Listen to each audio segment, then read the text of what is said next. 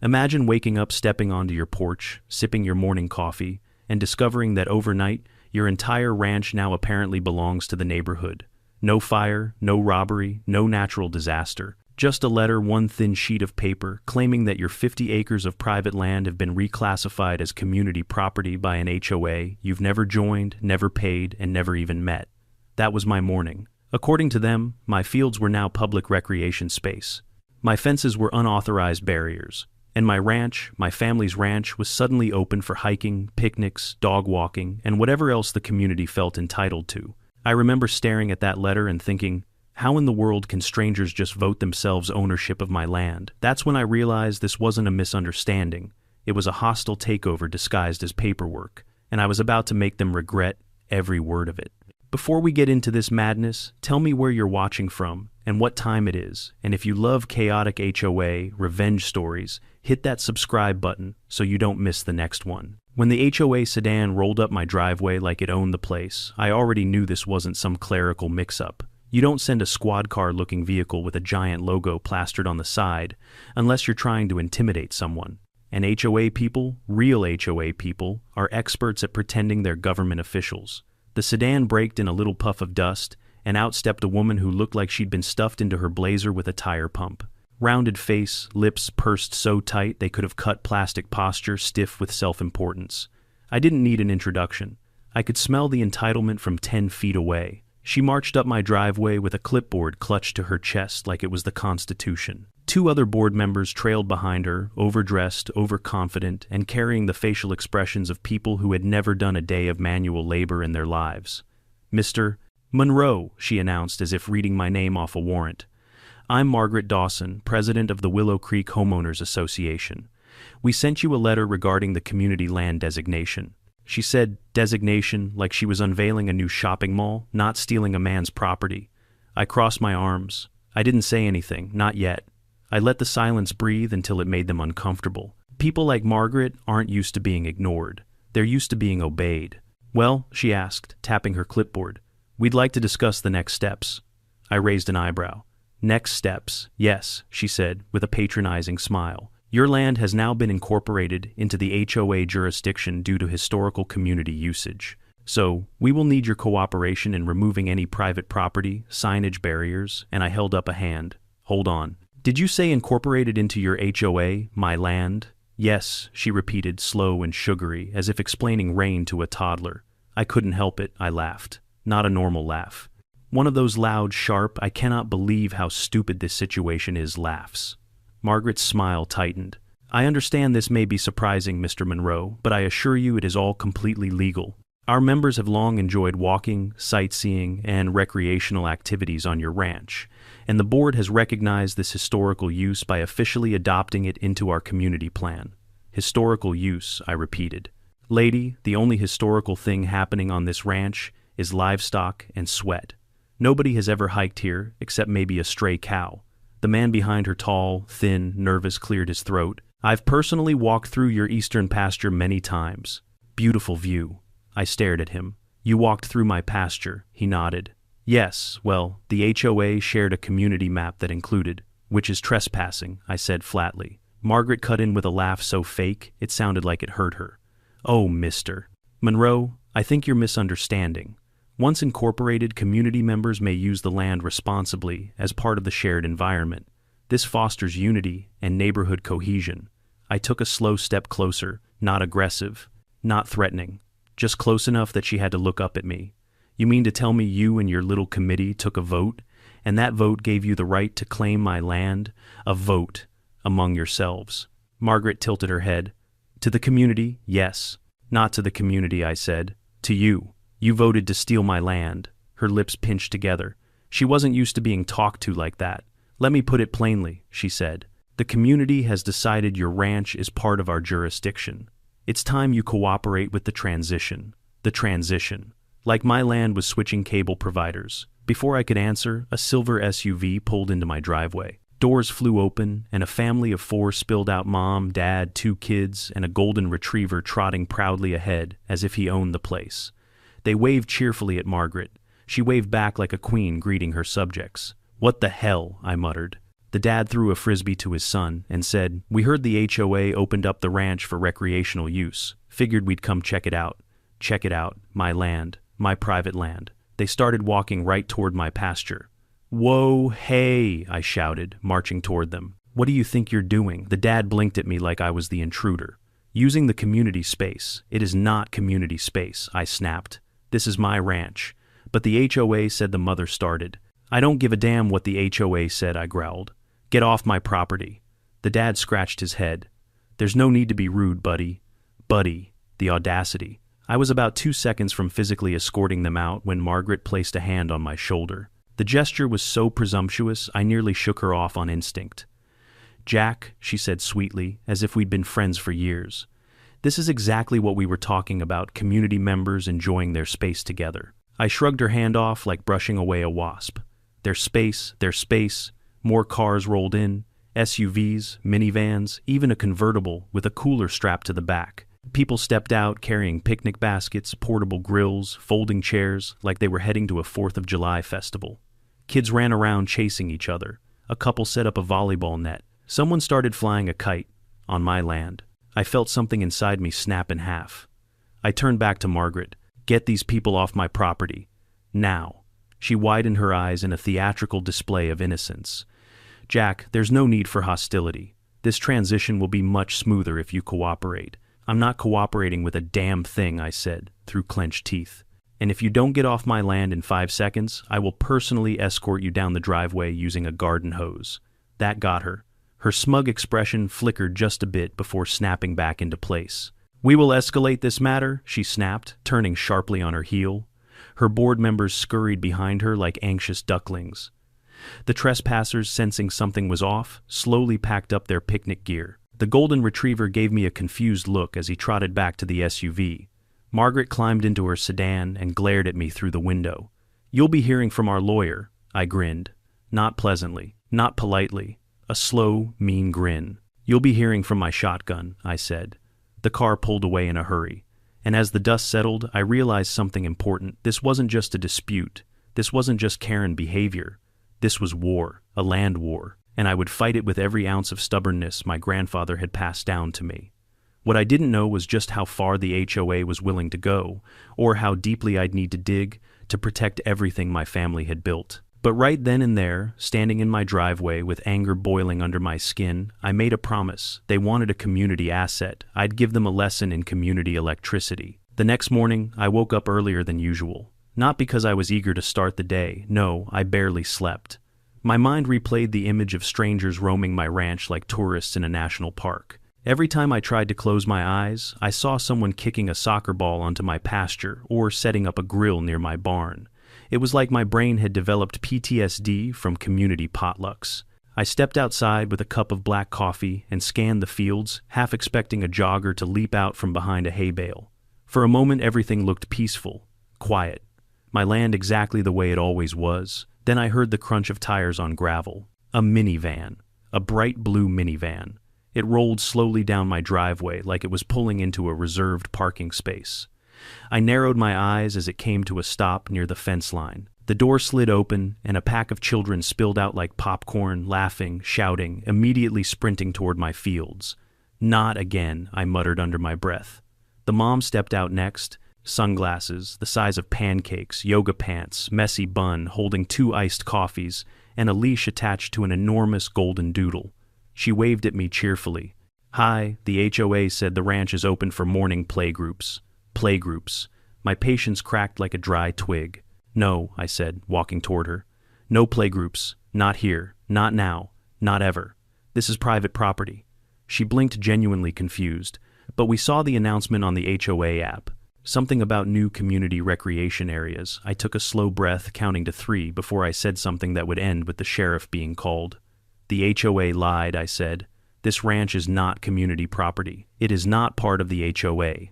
It is mine." Her smile faltered. "But Margaret said it was approved." "Margaret. Of course." I pointed toward her children. "Please get your kids off my land." She hesitated because, in her mind, if the HOA said something, it must be gospel. But eventually she clicked her tongue, called the kids back, and loaded them into the van. "I'm going to talk to Margaret," she said sternly, like I had inconvenienced her. Then she drove off, leaving behind a cloud of dust and a small mountain of frustration. But I didn't even have time to recover before the next car arrived. This time, it was a group of teenagers in a dented pickup truck. They parked crookedly, hopped out laughing, carrying backpacks and a drone. "You boys lost?" I asked. "Nope," the tallest one said proudly. "We're doing a filming project. The HOA said this ranch is a designated scenic area." Now I nearly dropped my coffee. A scenic area?" he repeated as if I were deaf. "For community photography and outdoor recreation," I pinched the bridge of my nose. "Get off my land." One of them raised his hands defensively. "Dude, relax. We're not hurting anything. Get off my land." They backed up, climbed into their truck, and peeled out of there so fast they nearly forgot the drone on the ground.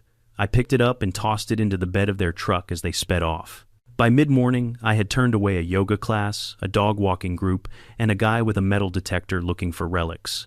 Apparently, Margaret had gone full dictator mode and posted a community-wide announcement claiming my ranch as the newest HOA feature. I didn't know whether to laugh or break something, but the final straw, the absolute final straw, happened around noon. I was fixing the latch on my barn door when I heard music. Loud music, like someone was hosting a barbecue. I turned the corner, and there he was, a heavy-set man in a tank top standing next to a smoker he had hauled onto my property. He flipped a rack of ribs with a pair of tongs and nodded at me casually.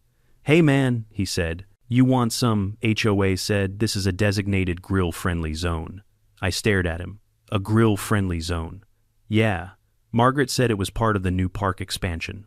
I paused for a long time, a very long time. Then I said, "You have 10 seconds to get that smoker off my land before I drag it to the highway myself." He blinked at me, unsure if I was joking. I was not joking. He packed up quickly. By the time the afternoon sun dipped low, I felt like a full-time security guard patrolling a place that didn't even need guarding until yesterday. Every few minutes, another car slowed down the driveway before turning around once they saw me standing there, like a bouncer. I realized something crucial then. If I didn't put an end to this soon, they would never stop. Margaret wasn't just testing boundaries, she was declaring war by proxy. She was turning the entire neighborhood into pawns and sending them onto my property like a slow but steady invasion. So I grabbed my phone and took photos, dozens of them. Cars, people, activities, every single unauthorized entry, anything that could help later. And then, right when I thought the chaos had finally ended, she showed up. A white Lexus SUV. Clean, polished, judgmental, as if the vehicle itself disapproved of my existence. It parked right in front of me. The door opened, and out stepped the queen of chaos herself, Margaret Dawson, blazer, clipboard, sunglasses so dark they could block out morality itself. She walked toward me with that same superiority she always carried, as if gravity obeyed her differently than everyone else. "Mr. Monroe," she said dryly, "we've been hearing concerns about your behavior toward community members today." "My behavior?" I repeated, voice low. "My behavior, yes," she said, flipping a page on her clipboard. "Multiple residents reported hostility, unauthorized obstruction of community access, and aggressive conduct unbecoming of a cooperative neighbor." I stared at her, then I laughed. A slow, humorless laugh. "You send people onto my land, and then you accuse me of obstructing access?" She nodded, completely serious. "Yes, this is community land now." "No," I said. "This is my land, and you are trespassing." She sighed dramatically. "Jack the board voted, I don't care about your board." "Well," she said, narrowing her eyes, "the community does. And we will continue moving forward with our integration plan, whether you approve or not." Integration plan. Like my ranch was being annexed by a foreign government. "So let me get this straight," I said. "You think you can just declare my land part of your HOA? We already have," she said smugly. "And you think I'm going to sit back and let strangers wander through my ranch like it's a petting zoo?" "Yes," she said simply. And that was it. The moment everything crystallized. The moment my anger turned into something sharper determination. I stepped closer, lowering my voice.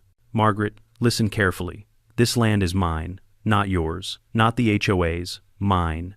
And anyone who comes onto it without permission is trespassing." She smirked. Not for long. Then she turned and walked to her Lexus without another word, leaving tire tracks of arrogance behind her. I watched her drive away, fists tight at my sides, heart pounding with a mixture of fury and adrenaline. Something had to be done. No more warnings. No more polite conversations. They wanted to act like this land was theirs. Fine. I'd teach them what happens when someone tries to take what belongs to me. And the next move I planned? Well, let's just say it would change the entire neighborhood forever. I didn't waste a second after Margaret's Lexus disappeared down the driveway. I stormed inside my house and grabbed my phone like it was a weapon. If she wanted a war, then she'd damn well get one, and I knew exactly who to call. Curtis McGraw. Curtis wasn't just a lawyer. He was a legend. The kind of man HOAs whispered about in their meetings whenever someone muttered the words overreach or lawsuit. He was the boogeyman of tyrannical neighborhood boards. And fortunately for me, he happened to be my friend. He picked up on the first ring. "Jack," he said, voice smooth and bored, like he was expecting this call. "Tell me which flavor of stupidity they pulled this time. They're claiming my entire ranch is community property." Curtis didn't say anything for a good 3 seconds. Then he whistled. "Damn. They really spun the wheel and landed on grand theft acreage, didn't they?" "Oh, it gets better," I said, pacing the living room. "They've been telling the whole neighborhood my ranch is a public recreation area. I've had minivans, yoga classes, drone kids, a barbecue guy. Hell, Margaret basically held a meet and greet on my front pasture." Curtis burst into laughter. "Your ranch, a public park. God, I wish I could have seen your face. This isn't funny." "You're right," he said. "It's hilarious. And also illegal. Very illegal." I stopped pacing. "So, what do I do?" Curtis's tone sharpened instantly. "You fight back. Hard. But you don't fight fair, you fight smart." A silence stretched on the line as I waited for him to continue. "Jack," he said slowly, "if they want to use your land, make that impossible. You need deterrence. Fences, cameras, signage. Everything legal, everything documented." "I already have fences," I said. "Then electrify them." I blinked. "Electrify them. Low voltage, non-lethal, perfectly legal in your county. Just enough to make trespassers rethink their life choices." I felt a grin tug at my lips. It was the first moment of relief I'd felt all day. It wasn't just a plan, it was beautiful. Curtis continued. "Also, start gathering evidence, photos of trespassers, dates, witnesses, and dig into county records. If they filed anything to justify this land grab, I want you to find it." "And then what, then?" he said with a tone that almost sounded excited. "We crush them." After hanging up, I grabbed my keys and headed straight to the county records office. The place smelled like dust and old air conditioning, like every government building on Earth. I approached the counter, and the clerk, a bored young guy eating chips from a paper cup, barely looked up from his phone. "I need all property jurisdiction records for parcel 51B, I said, sliding him the parcel number. He sighed, dramatically typed, slowly, painfully, slowly, then disappeared into the back. 10 minutes later, he returned with a thick folder that looked older than both of us combined. I carried it to a table and flipped it open. There it was, every deed, every boundary, every zoning update, every signature from my grandfather to me, everything proving the land had never been part of any HOA. But then I found something new, something out of place. A form filed 3 weeks ago. Annexation request for community integration, submitted by Margaret Dawson. My jaw clenched. She had filed the paperwork herself. No owner's signature, no vote from landowners, nothing legally binding. Just her signature and a list of fabricated historical community uses, like hiking, bird watching, nature, playgroups, all made up, all bogus. She didn't just bend the rules. She threw them in a wood chipper and wrote her own. And as furious as that made me, it also gave me exactly what I needed. A weapon. I snapped photos of every fraudulent page. Then I drove straight from the records office to the HOA building, a small, pretentious annex attached to the community clubhouse. You know the kind, fake columns, plastic plants, a smell like lemon cleaner, and desperation. Margaret was inside, behind a desk, flipping through papers with smug purpose, as if she were some kind of bureaucratic goddess, ordering the world into shape. She didn't even look up as I walked in. "Jack," she said, in that saccharine voice that made my blood pressure spike, "if you're here to discuss compliance, you'll want form." I slapped a folder onto her desk so hard her pen jumped. She looked up sharply, annoyed. "Excuse you, open it," I said. She huffed, but did it anyway. Inside were copies of the property records, the fraudulent annexation form, the evidence of trespassers, the whole stack of her own lies staring right back at her. Her face went pale. What is this?" she stammered. "This," I said calmly, "is the legal proof that my land was never part of your HOA. This is the proof that you faked an annexation. And this," I tapped the last page, "is the bill you owe me." "Bill?" she gasped. Yes. If you're claiming my property as part of your HOA, then that means my land has been under HOA jurisdiction for 20 years. And that means you owe me 20 years of unpaid HOA dues. I leaned in. The total is $212,000. Margaret's mouth hung open like a stunned fish. One of the male board members behind her nearly dropped his coffee. This is absurd, she whispered. No, I said, what's absurd is you thinking you could steal 50 acres of land with a clipboard and a fantasy map. Her hands trembled slightly. The board will never agree to this. Then I said you find a way to make them. I grabbed my folder and walked out before she could form a response. As I stepped outside, I felt something shift inside me, not just anger, but control. For the first time since this madness began, I felt like I had leverage, power, a weapon against their arrogance. But this war was far from won. That evening I sat on my porch, staring at the boundary lines of my ranch as the sun dipped low. The fields glowed golden quiet except for the breeze. My land, my grandfather's land. And I wasn't about to let anyone take it, not with lies, not with paperwork, not with an army of entitled neighbors. I grabbed a notebook and wrote the first line of my counterattack: install electric fence, full perimeter, low volt, legal, immediate. The second line, prepare for HOA retaliation. Because they would retaliate. People like Margaret didn't accept defeat. They regrouped, reloaded, and came back louder and dumber.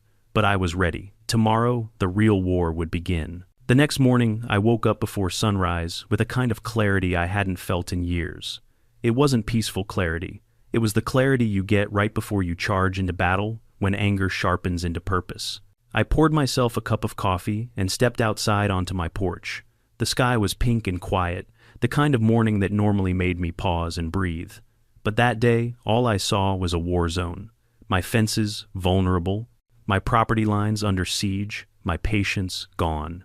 Margaret wanted to play games. Fine, I'd play. But I'd play smarter, harder, and legally, Curtis had given me my first marching order deterrence. And once I get a mission, I don't drag my boots, I go full throttle. By 7 a.m., I was in my truck headed for the hardware supplier 2 towns over. The one that sold serious equipment, not the soft suburban stuff the HOA crowd bought when they wanted to improve curb appeal. No, I needed the kind of gear used by ranchers, hunters, and people who actually understand the dangers of the real world. The moment I walked in, the owner, a bearded guy named Cliff, raised an eyebrow. Jack, everything all right? Nope, I said. I'm getting invaded by yoga moms, picnickers, and a golden doodle uprising. Cliff burst out laughing. Sounds like you've got HOA trouble. Worse, I said. I've got a Karen. His face instantly shifted from amusement to dead seriousness. Say no more. What do you need? Cameras, fencing, motion lights, sensors, trip alarms, all of the above. Everything I said. Especially the kind of fencing that says, turn back before you see Jesus. Cliff grinned. I've got just the thing. He led me to the back where the premium equipment was kept, the stuff locked up behind wire cages. He pulled out spools of industrial-grade electric fence wire, solar-powered controllers, grounding rods, high-voltage warning signs, motion-triggered LED floodlights, and a security camera system with more coverage than a casino. This setup, Cliff said proudly, is non-lethal but unforgettable. Anyone who touches that fence is going to leap back like they saw the ghost of their last bad decision. Perfect, I said. Load it up. As he stacked the gear in my truck, 2 older ranchers wandered over curious. You finally electrifying that perimeter, one asked. Not by choice, I said. The HOA decided my land belongs to them. They both froze. You're kidding? The shorter one said. Nope. They sent half the neighborhood onto my ranch yesterday. There was a long silence, and then they both shook their heads in disbelief. One of them muttered, "That's how wars start." I nodded. Exactly. On the drive back home, I kept imagining Margaret's face when she discovered I wasn't backing down. I pictured her holding another meeting in her scented living room, rallying the board with a PowerPoint presentation titled something like, How to Steal Land You Didn't Earn, with slides full of bullet points like, Step 1, lie. Step 2, trespass. Step 3, pretend you're the government. The thought actually made me laugh. When I pulled into the driveway, I immediately noticed a new car parked near my gate. Not a visitor, not a local. It was a sleek black sedan with tinted windows, the kind pretentious people drive when they want to look important. My stomach tightened. As I got out, the driver door opened, and out stepped a man wearing a suit so stiff He looked like he'd ironed it while wearing it. He held a leather portfolio and had the aura of someone who spent more time in conference rooms than sunlight. "Mr. Monroe," he asked. "Who's asking?" He cleared his throat. "I'm Jonathan Burke, legal counsel for the Willow Creek HOA. "Oh, wonderful. Margaret must have pressed the panic button last night. "What do you want?" I asked. He adjusted his glasses. "I'm here to present the HOA's formal position regarding the land integration process." I stared at him. "Integration? You mean theft?"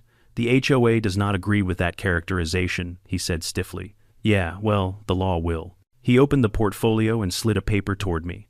"This is an official cease and desist notice. You are to remove the obstructive fencing and refrain from interference as the community transitions into shared use of the property." I didn't laugh out loud, but I came close. "You're kidding." "No. And failure to comply could result in legal action." I leaned in, lowering my voice. "Let me make something real clear. This land is mine. My grandfather built it. I maintain it. I pay the taxes.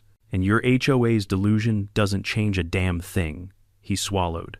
"Mr. Monroe, the board believes the annexation is valid." "I don't care what they believe," I said. "Belief isn't law. Facts are law. Property records are law. And you don't have any of them on your side." He hesitated. I could see it now. He didn't fully believe in Margaret's crusade. He was just hired to look official. "Look," I said calmly, "I'm going to handle this the right way. Why don't you go tell Margaret that instead of stealing land, she should invest in hobbies?" He blinked. "Such as knitting, bird-watching, therapy, anything but leadership." He pressed his lips together. I could tell he wanted to smile, but resisted. "I'll relay your message." "Good," I said. "Oh, and Jonathan, yes, next time you step onto my property without permission, bring hiking boots and a signed waiver. You're going to need both." He promptly got back in his car and left. I wasted no time. I unloaded every box, every spool of electric wire, every metal post. I dragged tools across the dirt, hammered stakes into the ground, and set up solar panels. Every hit of the sledgehammer was therapy. Every metal clang felt like reclaiming my land inch by inch. By midday, the first perimeter was complete. The second by evening, and by sundown I had installed enough voltage to make a raccoon reconsider its life choices. I stood back, sweating, covered in dirt, and grinning like a man who had just built a fortress. Then I flipped the switch. The entire fence hummed to life, a low, steady buzz like the ranch was waking up angry. It felt good. Too good. I wasn't done. Not by a long shot. I mounted cameras on old fence posts, installed motion trigger lights, set up alarms. My ranch now had better security than half the government offices in the state. That night, while reviewing the camera feeds on my laptop, I felt something I hadn't felt in days. Control. For the first time since this HOA nightmare started, I wasn't reacting. I was preparing, building, defending. Margaret thought she could outvote me, outmaneuver me, turn my property into her playground. She had no idea what was coming next. But she'd learn soon enough. Because this was no longer just about fences or trespassers. This was about something bigger. Something Margaret underestimated. A man defending his land. A man with a plan. A man with voltage. And I was just getting started. The next morning, I woke up to the sound of my phone vibrating non-stop on the nightstand. At first, I thought it was a spam call, maybe some robot voice telling me I'd won a free cruise. But when I glanced at the screen, I saw over a dozen notifications from my security cameras. Motion alert, motion alert, motion alert. Something or someone was circling my property. I threw on jeans, boots, and a jacket, then hurried outside. The sun had barely crept over the horizon, but my entire fence line was alive with activity. Blue minivans, silver sedans, a pack of SUVs, all idling right outside the boundary like a confused parade. And at the front of this circus stood Margaret Dawson, clipboard in hand, mouth tight, and flanked by two board members who looked like they'd rather be anywhere else. I walked toward the fence, hands stuffed in my pockets, posture calm but coiled. The closer I got, the louder the murmurs became. People were gathered behind Margaret, whispering, anxious, curious, like they were lining up for a show. Margaret stepped forward, clearing her throat dramatically. "Mr. Monroe," she called out, "we need to discuss a serious violation."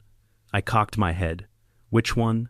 The violation where you keep sending trespassers onto my land, or the one where you tried to annex 50 acres with a Sharpie?" Her eyes narrowed. "This fence," she jabbed a finger toward the electric wiring, "is a danger to the community. It's only dangerous to thieves," I said, "which means it's basically a service. There was a ripple of laughter among the crowd. Margaret shot them a deadly glare, and the chuckles died instantly. "We are demanding," she said firmly, "that you remove this electric fencing immediately. It violates HOA safety standards." I raised my eyebrows. "Funny, since I'm not in your HOA." "That is disputed," she snapped. "Not by anyone who can read," I replied. Her nostrils flared.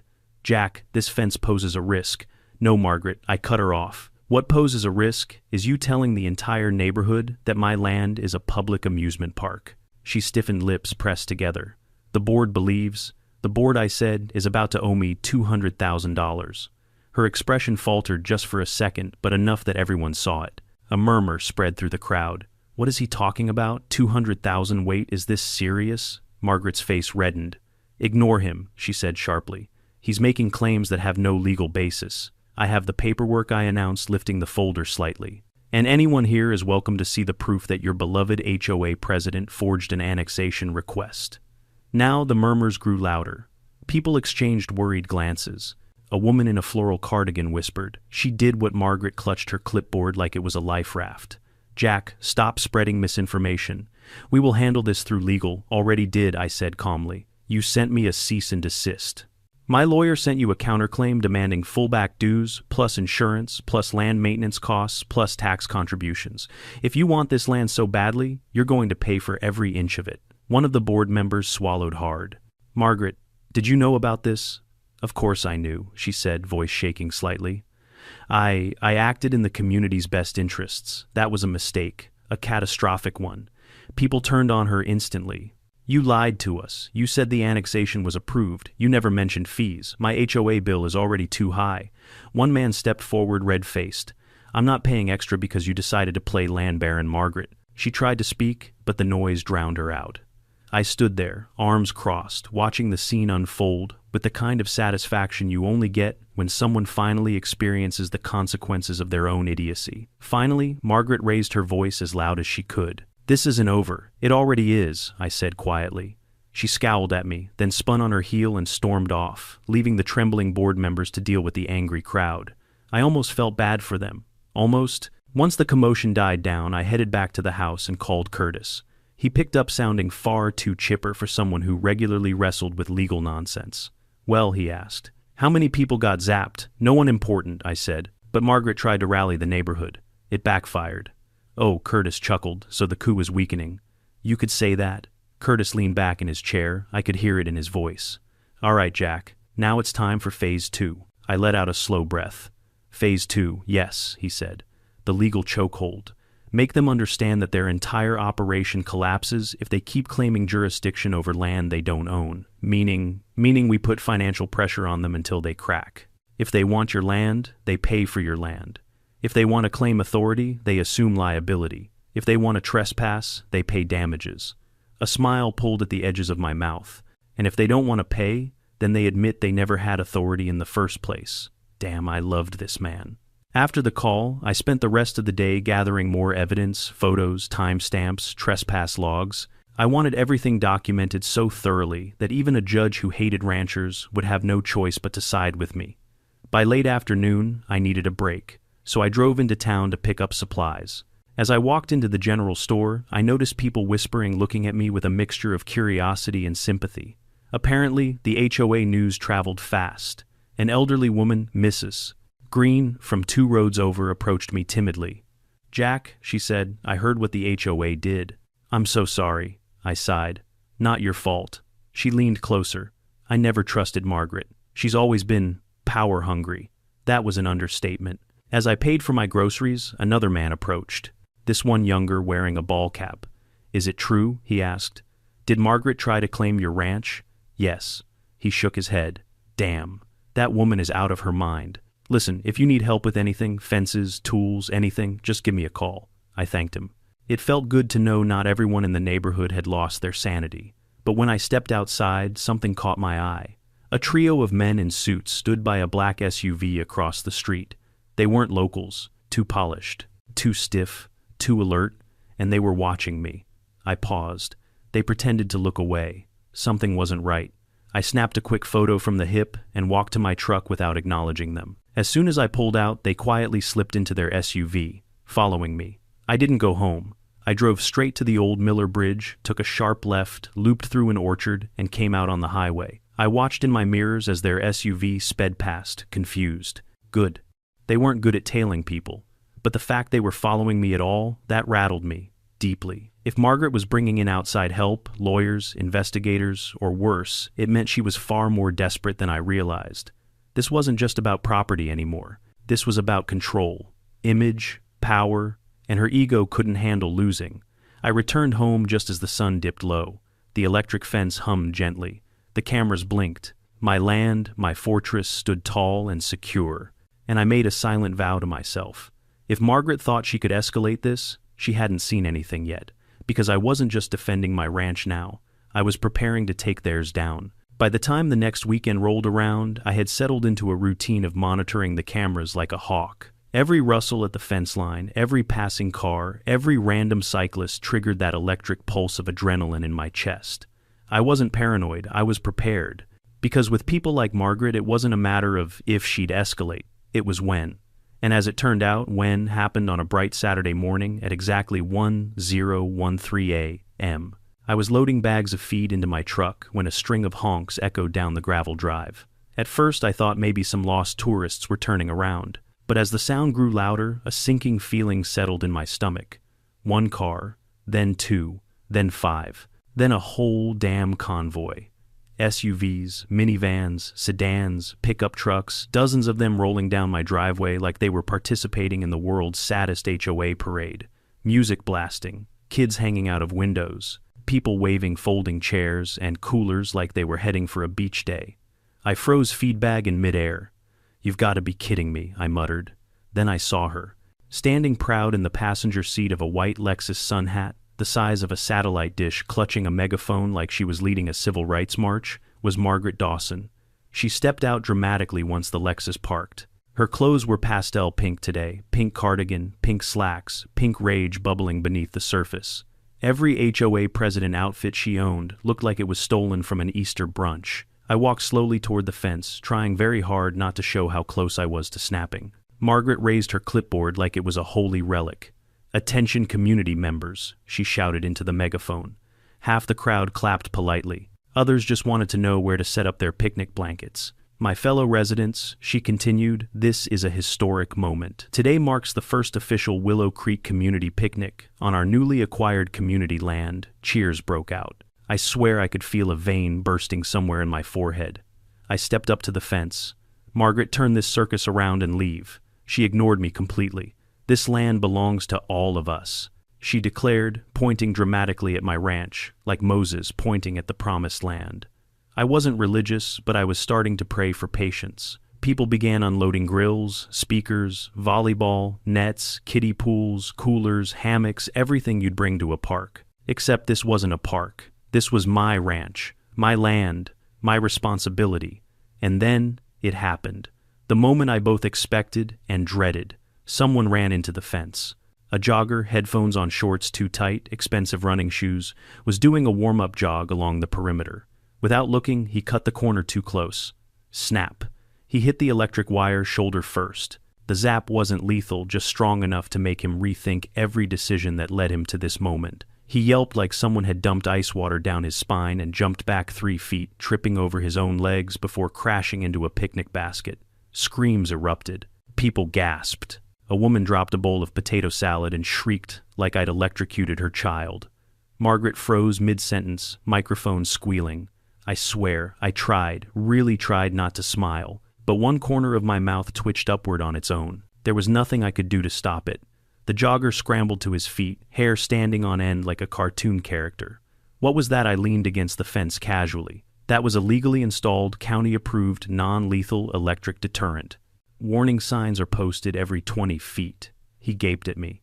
You electrocuted me." "No, I corrected you.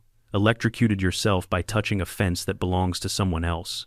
A group of kids chasing a soccer ball stopped mid-run as they reached the fence. The ball bounced toward it. Zap! It hit. The wire sparked lightly and shot backward like it had been launched from a slingshot. The kids screamed and ran to their parents, who immediately began shouting at Margaret. "What kind of picnic is this? You said the fence was temporary. You said it wouldn't be dangerous." Margaret's face went from pink to beet red. "Everyone please remain calm," she said into the megaphone, her voice cracking. "This is just a minor setback. Minor setback." Someone's hot dog flew into the air when their portable grill tipped over in the chaos. A frisbee whizzed past Margaret's head.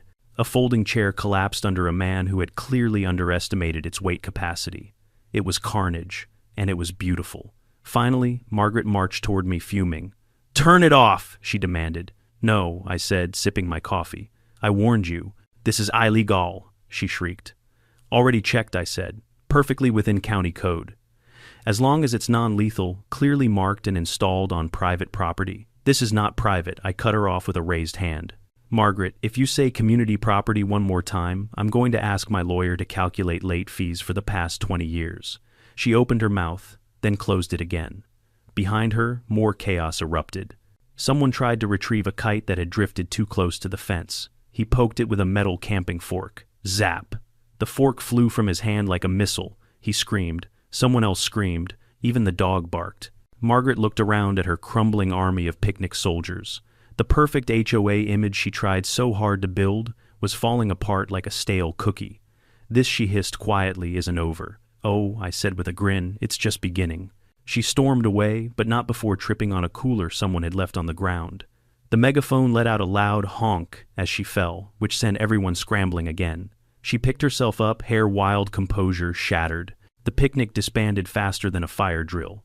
Cars revved, kids cried, grills were dragged half-assembled toward trunks. Within 10 minutes, the entire crowd had fled my driveway, leaving behind tire marks, a broken sandal, 2 juice boxes, and 1 mangled kite. When the last car disappeared, I let out a long breath. I should have felt tired, drained, angry. But instead I felt something else. Justice. Sweet, legal, electrified justice. I went back to the house and pulled up the camera footage. Every moment had been captured in perfect high-definition glory. The trespassing, the chaos, the electric wake-up calls. All of it. Curtis was going to love this. But while the picnic fiasco was a clear win for me, something deep down told me Margaret wouldn't accept defeat so easily. She wasn't the type. She would regroup, plot manipulate, twist, spin, fight tooth and manicured nail. But that was fine, because I had something she didn't: truth, law, evidence, and about 7,000 volts of motivation running around my property line. I saved the latest footage, leaned back in my chair, and took a slow sip of coffee. If Margaret wanted to make this a war, I had only one thing to say. Good. I liked wars. I could win. Monday morning arrived with a strange kind of quiet, the kind that didn't feel peaceful, just wrong. The kind that made you feel like something was hiding behind the next corner waiting to pounce. I knew Margaret wasn't done. No way. A woman like her didn't lose gracefully. She didn't lick her wounds and stay home. She regrouped, plotted, and returned with a vengeance. And she did exactly that. At around 9:30 a.m., I heard the familiar rumble of an engine coming up the driveway. Not a minivan, not a jogger, not some confused picnic enthusiast. It was a white sedan with government plates, or at least plates meant to look government. I stepped onto the porch as it stopped. The door opened, and out stepped 2 men in matching suits, stiff posture, hair perfectly parted, faces devoid of humor. They looked like someone had printed the phrase, "official business," onto 2 humans. One flashed a badge so fast I couldn't even read it. "Mr. Monroe," the first one said. "We're here on behalf of the Willow Creek Homeowners Association." I crossed my arms.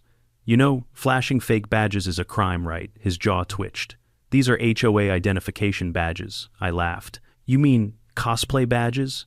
He cleared his throat aggressively. "We're investigating multiple complaints filed over the weekend regarding hazardous property modifications." I blinked. "You mean my legal electric fence?" "Yes," he said. "The fence that several residents reported as harmful." "I didn't harm the residents," I said. "The fence did, because they touched it, which means they trespassed. Case closed." He ignored my logic entirely. "We need to inspect the property to verify compliance with community standards." "No," I said. He stiffened. "As representatives of the HOA, you're on private land," I cut him off. "And unless you came with a warrant or a plate of fresh cookies, you can turn right around and get back in your clown car." The second man, who had been quietly observing, stepped forward with a small tablet. "Sir, refusing an HOA compliance inspection may result in further escalation." I leaned in. "You know what else results in escalation? Trespassing." They looked at each other. I could tell neither was prepared for the possibility that someone might just tell them no. HOA people were used to fake power, but power nonetheless, and they expected everyone else to bow to it. "Gentlemen," I said, "I'll make this easy. You see that fence, the one humming with electricity? Touch it. Go ahead. If you survive, you can inspect anything you want." They took a synchronized step backward. "No further questions," the first man said stiffly. "We will report your non-cooperation." "And I'll report your attempted trespass," I replied. "Have a nice day." They retreated faster than deer during hunting season. I watched their car roll back down the driveway, then disappearing into the curve of the road. But something about the encounter gnawed at me. Those suits weren't hired goons or annoying board members. They were outsiders brought in by Margaret. She was escalating, and she wasn't hiding it anymore. I returned to the house, grabbed a protein bar, and pulled up the security feeds. The men in suits had lingered at the end of my property, talking to a group of homeowners who had gathered like they were watching some sort of live drama series. Then came the moment I was expecting, but still dreaded. At around 1 p.m., a familiar ping sounded on my phone, a notification from the county clerk's office. I opened the email, and my stomach dropped.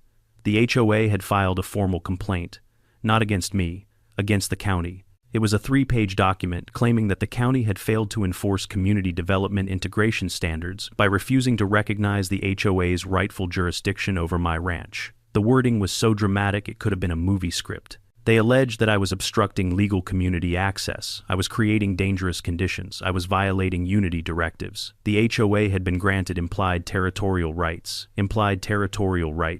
What were they? The British Empire? I scrolled through the rest of the complaint. Every sentence was worse than the last.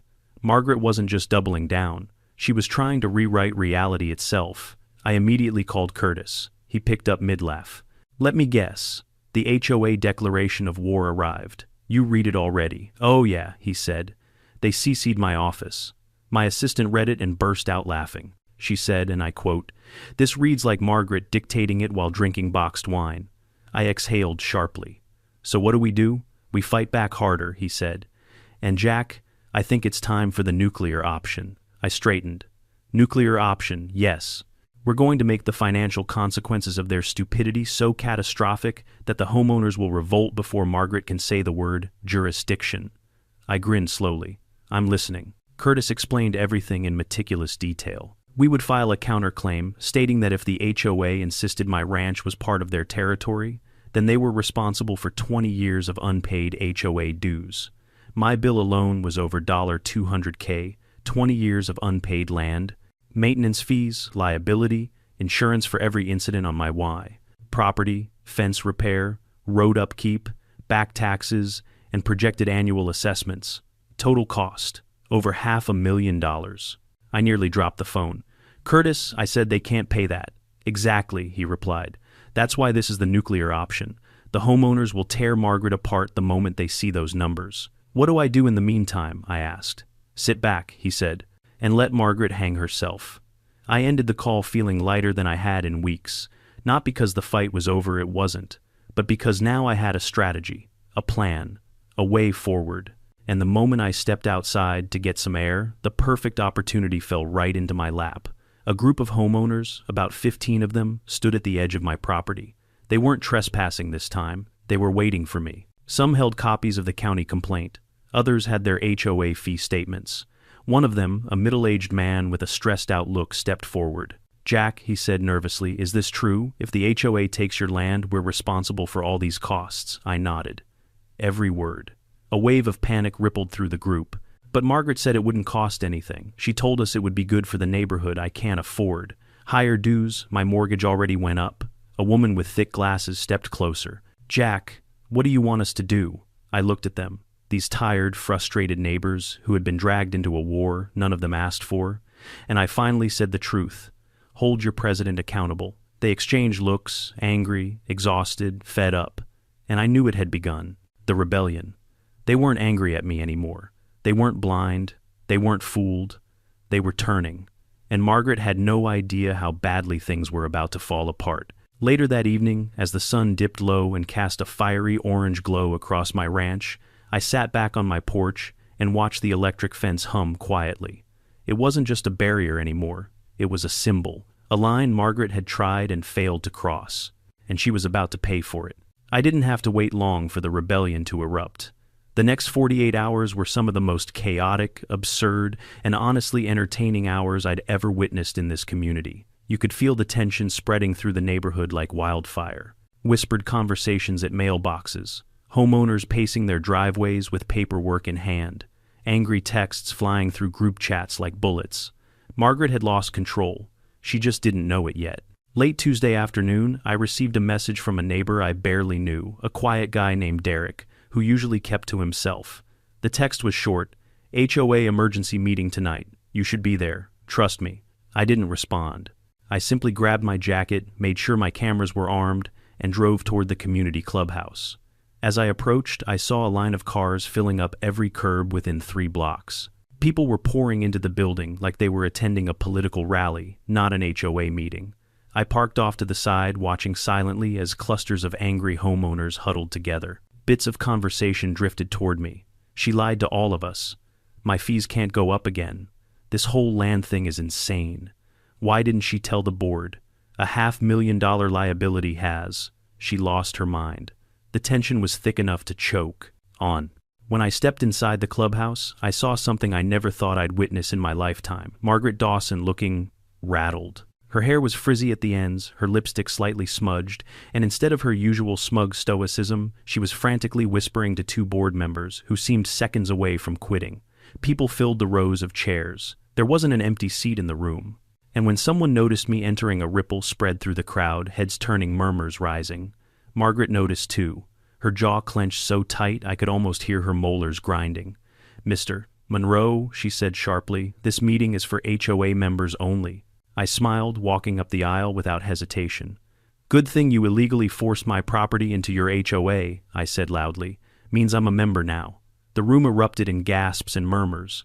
Margaret went pale. She hadn't thought that far ahead.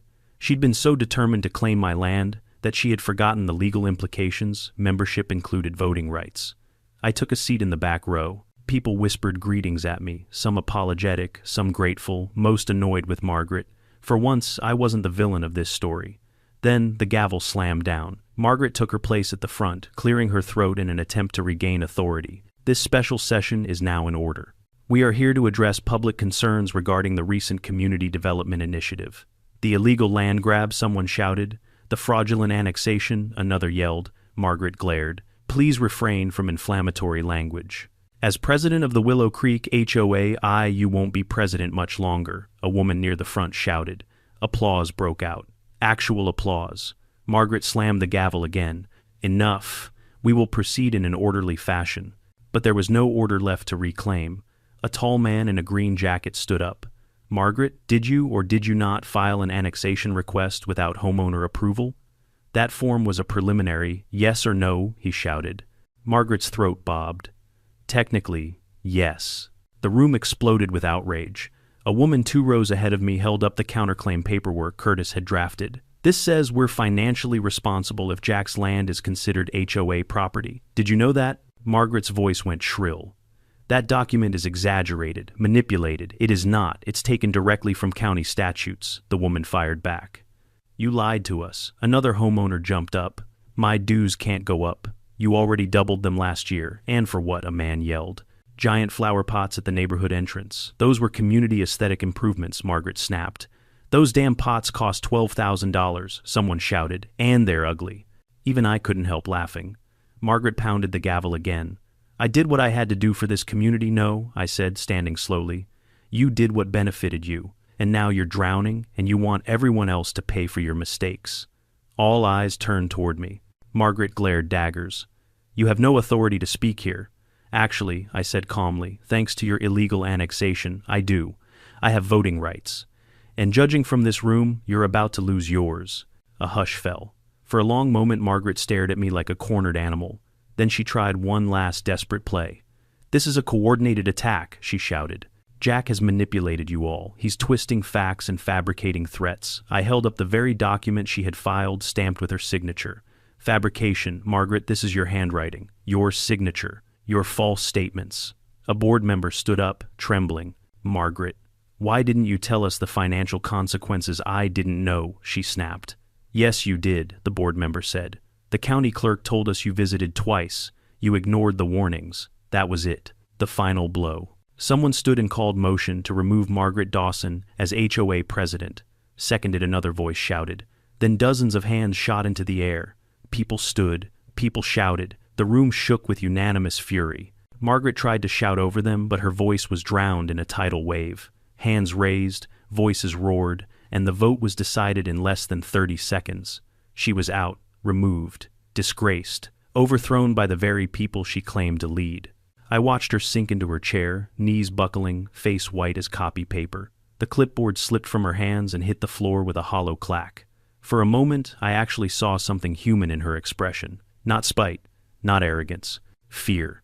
But my sympathy lasted all of 2 seconds. The meeting dissolved into chaos, people cheering, hugging, celebrating the end of her regime. I slipped out quietly through the side door, wanting nothing more than to breathe fresh air after all that stale tension. Outside, the night was cool and quiet. I stood there for a long time, letting the victory settle in. Behind me, the clubhouse buzzed like a hornet's nest after the queen had been knocked out. And then the next morning, something happened that made the entire neighborhood stop and stare. A moving truck pulled up to Margaret's house. I was on my porch drinking coffee as always when I saw it rumbling down the street. The sight made me choke on my drink. She wasn't just embarrassed, she was leaving. I watched with a strange mixture of satisfaction and amusement as she stomped around her yard, barking orders at the movers. Her perfect HOA president persona was shattered. She looked tired, disgruntled, defeated. Finally defeated. I should have felt bad, but all I felt was relief, and maybe a little victory dance happening internally. When the truck finally drove off, I raised my coffee mug in a silent cheer. One chapter of this war had ended, but I had the feeling the next chapter was going to be even bigger. The day after Margaret's moving truck disappeared over the hill, an almost eerie calm settled over the neighborhood. Birds chirped, lawnmowers hummed in the distance. For the first time in weeks, not a single car slowed down in front of my ranch. No gawking neighbors. No entitled joggers. No yoga moms with iced coffees and golden doodles. Just peace. But the thing about peace is that it rarely lasts. Around noon, I heard footsteps on my porch. Not frantic, not angry, just hesitant. I opened the door and found 3 HOA board members standing there like they were about to ask for forgiveness after a bad breakup. In front was Derek, the quiet neighbor who'd texted me about the emergency meeting. He held a folder awkwardly in both hands. "Jack," he said, clearing his throat, we need to talk." I leaned against the doorframe. "Unless you're here to return my property taxes or apologize on behalf of humanity, I'm good." He gave an awkward laugh. "It's nothing like that. Actually, it's about leadership." I blinked. Leadership.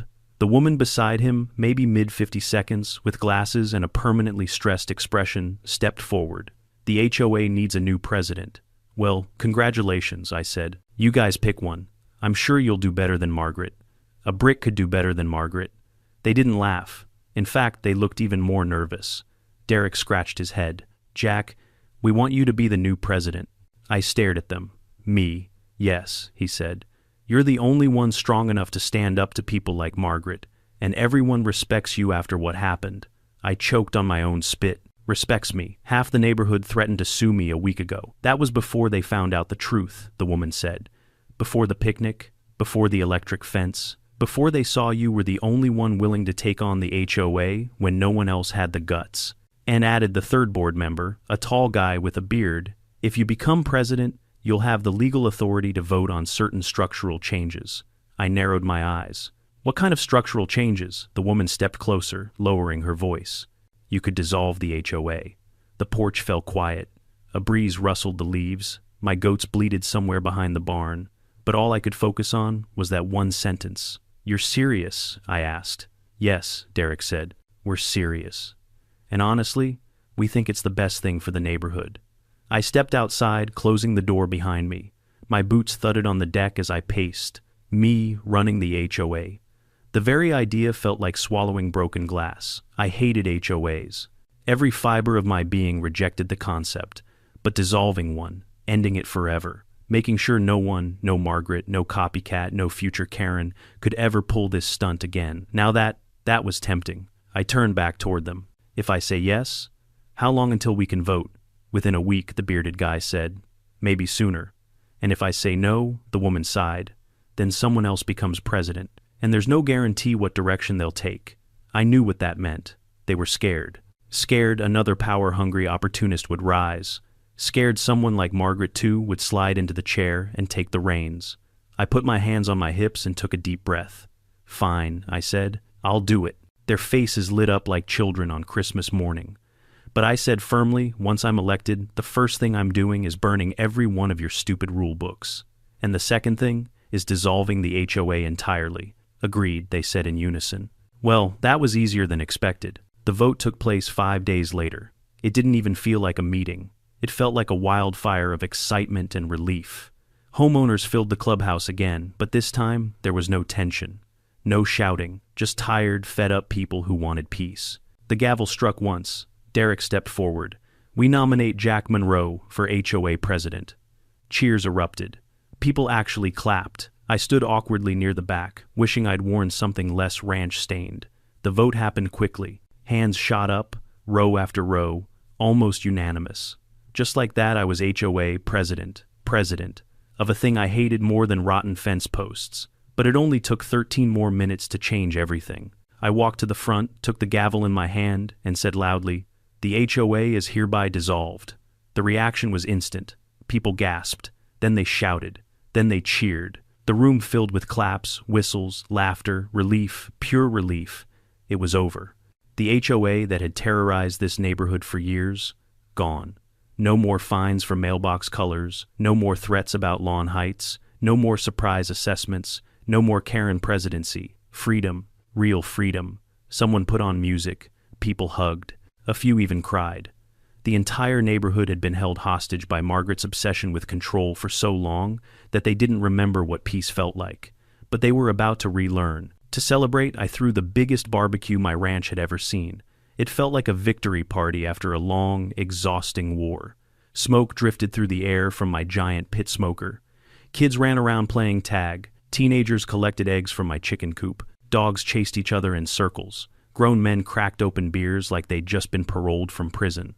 I stood at the grill, flipping brisket ribs and burgers, soaking in the scene. My newly reinforced electric fence hummed behind me like a guardian, watching over everything. And for the first time in months, I felt completely at ease. Curtis showed up halfway through, with a plate already in his hand. He took one bite of brisket and groaned. "Jack, this is better than winning a court case." I laughed.